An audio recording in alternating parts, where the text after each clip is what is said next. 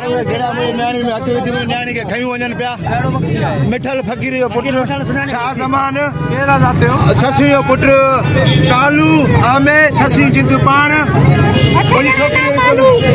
अठ ॼणा ॿिया मां ना मालूम उन्हनि खे पुटु हे खयूं वञनि पिया उहे कार में हिनखे केर साजा केर हो सारगानी ता केड़े माले बक्सी आ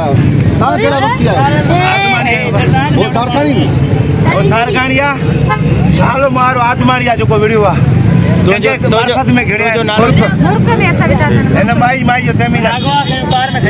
शहजादकोट के खादिम सिमाले में इमरान मक्सी के घर में बिन जणन शहजाद अली कालू और एक मुस्मात औरत ससी मक्सी घर में गिरी नौजवान छोकरी मुर्क मक्सी के खणी वञण की कोशिश कई त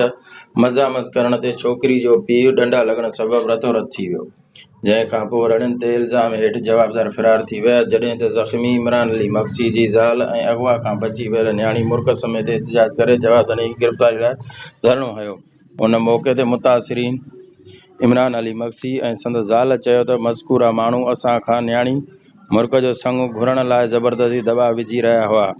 न ॾियण ते घर में गिरी न्याणी मुर्क खे अगवा करण जी कोशिश कई